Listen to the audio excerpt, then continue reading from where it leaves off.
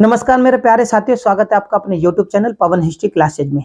साथियों, आज हम जानेंगे ब्रिटिशों के आगमन के बारे में और इन्होंने किस प्रकार से भारत के साथ व्यापार के माध्यम से किस प्रकार से भारतीय भूभागों पर भी अपना कब्जा किया यानी अधिकार किया। इनके बारे में जानेंगे। किस प्रकार से इन्होंने अपने व्यापारिक कोठियों की स्थापना की, उसके बारे में जानेंगे। तो मेरे प्यारे साथियों, चैनल नया है, इसे ज्यादा से ज्यादा लाइक, शेयर और सब्सक्राइब करें। ठीक है, तो शुरू करते हैं। ब्रिटिशों का भारत में आगमन सबसे पहले इंग्लैंड की तरफ से यानी ब्रिटिशों की तरफ से सबसे पहले आने वाला जो व्यक्ति है उसका नाम रोल्फ फिंच था, जो कि 1588 में अकबर के दरबार में आने वाला पहला व्यक्ति था। तो ये 1588 में भारत आता है और 1591 ईस्वी में ये वापस लौट जाता है। लौटने के बाद में क्या है कि यहाँ की जो खबरें हैं कि भारत के साथ वाणिज्य व्यापार किस प्रकार से किया जाए, ये संसद और सम्राट को वहां पर जाकर बताता है। तो 1599 ईस्वी की घटना है। उस समय एक दल था इंग्लैंड में जिसका नाम था मर्चेंट एडवेंचर। मर्चेंट एडवेंचर एक कंपनी की स्थापना करते हैं इंग्लैंड में। उस कंपनी का नाम क्या था? The governor and company. क्या नाम था? दोबारा से सुन लीजिए, the governor and company of merchant of trading into the East Indies company. ठीक है, तो ये नाम कहां था? इंग्लैंड में। तो ये 1599 ईस्वी में वहां पर ये इस कंपनी का नाम रखा जाता है। उसके बाद में 1599 ईस्वी में एक अंग्रेजी यात्री दूसरा, जिसका नाम क्या था? जॉन मिल्डेनहाल। क्या नाम था? जॉन मिल्डेनहाल 1599 भारत आता है और 31 दिसंबर 1600 ईस्वी में ईस्ट इंडिया कंपनी की स्थापना भारत में होती है। तो भारत में जो कंपनी की स्थापना होती है उसका नाम था ईस्ट इंडिया कंपनी। अब उस समय रानी कौन थी? रानी का नाम था एलिजाबेथ, जो कि और ये जो जॉन मिल्टन भारत आया था 7 साल तक भारत में रहा था। जब ये 7 साल तक भारत में रहा तब की ही घटना है कि रानी कौन थी? एलिजाबेथ। तो एलिजाबेथ जो है वो एक विशेष अधिकार पत्र कंपनी को देती हैं कि भाई तुम 15 वर्षों के लिए राज करोगे, यानी 15 वर्षों तक तुम व्यापार करोगे, कोई तुम्हें रोक टोक नहीं होगी। अब 1601 में क्या होता है भैया? इन्हें 15 साल के लिए व्यापार अधिकार क्षेत्र मिल गए, व्यापार के विशेष अधिकार मिल गए। तो 1501 में एक जहाजी बेड़ा भारत की तरफ यानी भारत की तरफ बढ़ता है, लेकिन 1501 में ये कहां पहुंच जाता है? 1501 में जो ब्रिटिश सबसे पहले यात्रा करके कहां पहुंचते हैं? 1501 में जावा, सुमंत्रा और मलक्का। तो 1501 में ब्रिटिश भारत की जगह वहां पर पहुंच जाते हैं। ठीक है, और फिर 1504 में एक जहाजी बेड़ा किधर बढ़ता है? 1504 में बढ़ता है। फिर से एक बार सुन लेना, ओ सॉरी 1604। ठीक है, तो 1604 में यानी 1601 में जहाजी बेड़ा अंग्रेजों को कहां पहुंचता है? जावा, सुमंत्रा और मलक्का। वहां से फिर 1604 में एक जहाजी बेड़ा किधर की तरफ बढ़ता है? भारत की तरफ। लेकिन उसका नेतृत्व कौन कर रहा था? Captain Hawkins. ठीक है, अब कैप्टन हाकिंस 1608 ईस्वी में सूरत के समुद्री तट पर पहुंचता है। जब 1608 में यह समुद्री तट पर पहुंचता है तो यहां से सीधा जाता है जहांगीर से मिलने। क्या? आज्ञा पत्र लेने, अनुमति लेने कि महाराज हमें कुछ, आप अपने यहां पर फैक्ट्री खोलने की अनुमति दे दो। तो जब ये जहांगीर के पास जाता है, विद्वान था, पढ़ा लिखा था, फारसी का, उर्दू का, अरबी का, अंग्रेजी का बहुत अच्छा कई भाषाओं का ज्ञाता भी था। तो प्रभावित हो जाता है जहांगीर, यार तुम तो बहुत अच्छी फारसी बोलते हो। तो जहांगीर इसे क्या कहता है? इंग्लिश खान, यानी खां की तो उपाधि मिलती है। और ये इससे भी संबंधित क्वेश्चन पेपरों में आया है कि इंग्लिश खान किसको कहा।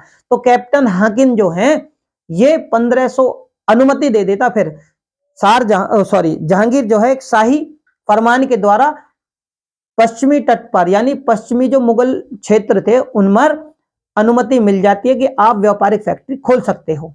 तो 1608 ईस्वी, यार थोड़ी सी मिस्टेक हो जाती है, 1508 बोल जाता हूं, ये 1608 ईस्वी में पहली व्यापारिक फैक्ट्री सूरत में अंग्रेजों के द्वारा खोली जाती है।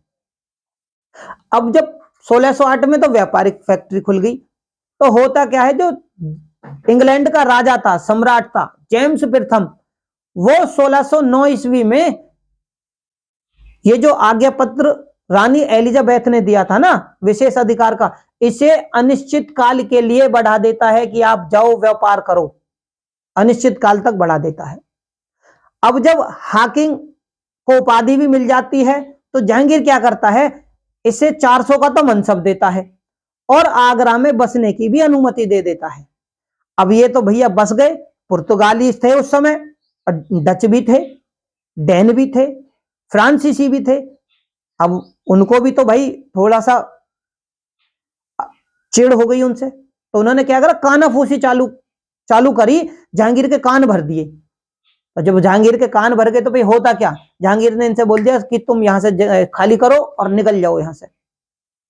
तो अब इसने क्या करा, कैप्टन हाकिंग ने अपने एक सहयोगी मिल्डेन, है ना, मिडलैंडन, सॉरी मैं थोड़ा सा गलत बोल गया, मिडलैंडन, ठीक है ना। तो क्या है, इनके सहयोग से ये क्या करता है, सूरत के व्यापारियों को, क्योंकि वो विद्रोह कर रहे थे ना कि यहां फैक्ट्री नहीं लगेगी, और फिर भी राजा ने, भाई बादशाह ने तो अनुमति दे दी, तो इन्हें सबक सिखाने के लिए ये क्या करता है, इन्हें युद्ध होता है। तो लेकिन सूरत के व्यापारी क्या करते हैं, तुरंत ही हाकिंग से बोल देते हैं कि वेस्टर्न के अधीन 2-4 जहाज, ठीक है ना, मिडलैंड जो लड़ने के लिए पहुंच गए। तो क्या कहते हैं सूरत के व्यापारी कि भाई जो वेस्टर्न के अधीन तुम 2-4 जहाज हमारे यहां समुद्री तट पर रख सकते हो। ठीक है जी, रखने की बात भी हो गई।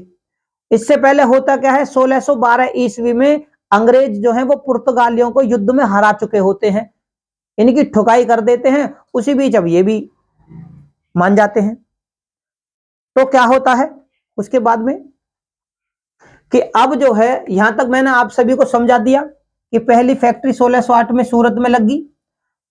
इसके बाद 1612 में देखो ये हरा देते हैं पुर्तगालियों को। फिर 6 फरवरी 1613 में जहांगीर एक फरमान जारी कर देता है और एक व्यापारिक कोठी सूरत में ही पहली व्यापारिक कोठी अंग्रेजों की कारखानों के साथ में कोठी भी स्थापित होती है। तो किसका नाम था, टॉम्स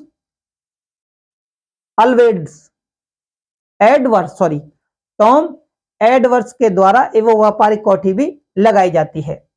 अब इसके बाद में होता क्या है कि 1615 ईस्वी में टॉमरो दरबार में पहुंचते हैं जहांगीर के में। जब ये पहुंचते हैं और 1616 ईस्वी में फिर ये आगरा पहुंचते हैं। ठीक है जी, ये वहां पर 1618 ईस्वी तक रहते हैं। रहने के बाद में क्या है, कंपनी दक्षिण भारत में पहले कारखाना जो लगाती है। अब याद रखना, यहां पर क्वेश्चन पेपरों में बहुत ज्यादा फंसते हैं कि दक्षिण भारत, ठीक है ना, दक्षिण भारत में पहला कारखाना कब लगा, तो 1611 ईस्वी मूसलीपट्टनम में स्थापित किया था। और 1612 ईस्वी में अंग्रेजों ने पुर्तगालियों को युद्ध में खूब पिटाई की थी, ठीक है ना, हरा दिया था।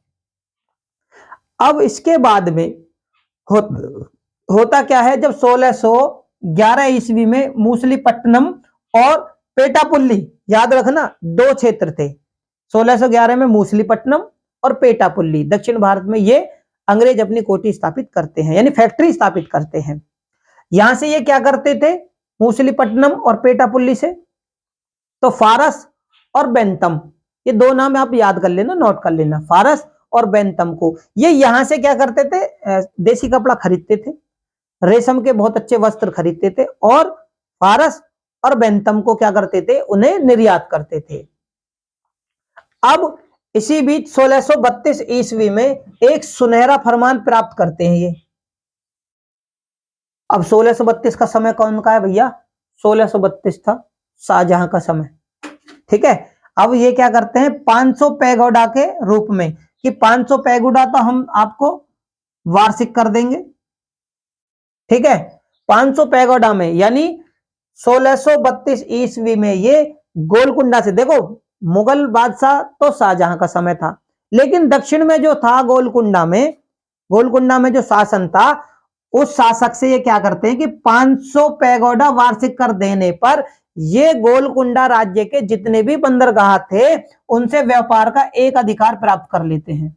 ठीक है, यहां पर समझने की कोशिश करना मेरे प्यारे साथियों। ये 32 की घटना है। इसके बाद 1633 ईस्वी में हम क्या करते हैं, देखते हैं कि 1633 ईस्वी में, अब देखो पूर्वी तट पर, तो मेरे प्यारे साथियों यहां पर समझ लेना, मैं हर बार की क्यों समझाने की कोशिश करता हूं, क्योंकि पहला तो सूरत में बना था इनकी फैक्ट्री, व्यापारिक कोठी। अब दक्षिण भारत में पहला कारखाना मूसलीपट्टनम और पेटापुल्ली में। ठीक है, निर्यात के बारे में भी मैंने आपको जानकारी दी कि कहां क्या निर्यात होता है, वस्त्र निर्यात करते थे फारस और बेंतम को। अब 1633 में देखो पूर्वी तट पर, मैं इसे अंडरलाइन इसलिए कर रहा हूं क्योंकि अलग अलग तरीकों से क्वेश्चन पेपरों में पूछे जाते हैं। तो पहला कारखाना, पूर्वी तट का जो पहला कारखाना है वो बालासोर और हरिपुरा में स्थापित किया गया। अब इसी बीच 1634 ईस्वी में क्या होता है, संसद में बिल पास होता है। 1634 ईस्वी में इंग्लैंड की संसद में, यहां पर थोड़ा समझना, इंग्लैंड की संसद में एक बिल पास होता है और एक ईस्ट इंडिया कंपनी की प्रतिद्वंदी कंपनी, ठीक है, प्रतिद्वंदी यानी इसकी टक्कर पर एक और कंपनी बनती है। उस कंपनी का नाम क्या था? उस कंपनी का नाम था English company trading in the east company. क्या था?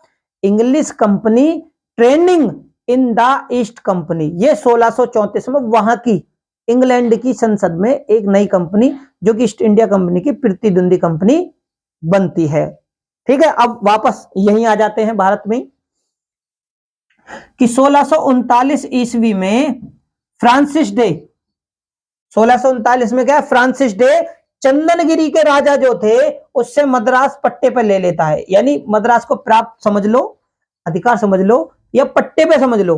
ठीक है, पट्टे पर ले लेता है। और यहां पर क्या करते हैं अंग्रेजों के द्वारा फोर्ट सेंट जॉर्ज की, यानी जॉर्ज किले की स्थापना की जाती है। और क्या चीज यहां पर होती है, और 1641 ईस्वी में कोरोमंडल तट पर, याद रखना कोरोमंडल तट पर, अब मद्रास की तरफ ही कोरोमंडल तट, तो यहां जो सेंट जॉर्ज था ना, सेंट जॉर्ज कंपनी का मुख्यालय बनाया जाता है। अब ये जो किला था, अब मद्रास की तरफ जितनी कंपनी थी कोरोमंडल तट पर, अंग्रेजों की जो कंपनियां थी ब्रिटिशों की कोरोमंडल तट पर, उनका मुख्यालय यही सेंट जॉर्ज किले को बनाया जाता है।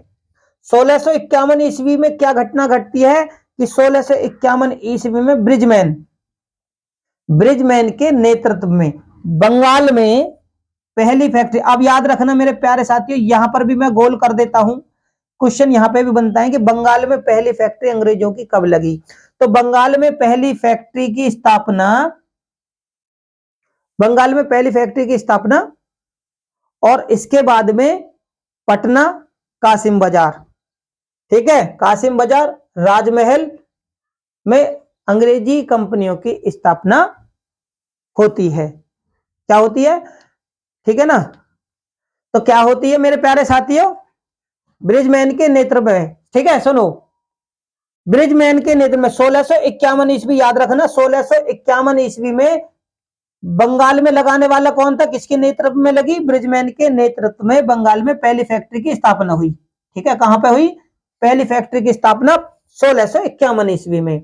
इसके बाद में फैक्ट्री कहां पर लगी? तो लगी थी पटना, उसके बाद कासिम बाजार, ठीक है, उसके बाद राजमहल में अंग्रेजी फैक्ट्रियां खोली गई थी। तो मेरे प्यारे साथियों, उम्मीद करता हूं आपको अंग्रेजों के आगमन और उन्होंने किस प्रकार से अपने व्यापारिक फैक्ट्रियों की स्थापना की और कहां कहां पर किस प्रकार से किस क्रम में उन्होंने फैक्ट्रियां का फैक्ट्रियां स्थापित की। उनकी जानकारी आपको विस्तार से मिली होगी। मेरे प्यारे साथियों, चैनल नया है, इसे ज्यादा से ज्यादा लाइक शेयर और सब्सक्राइब करें।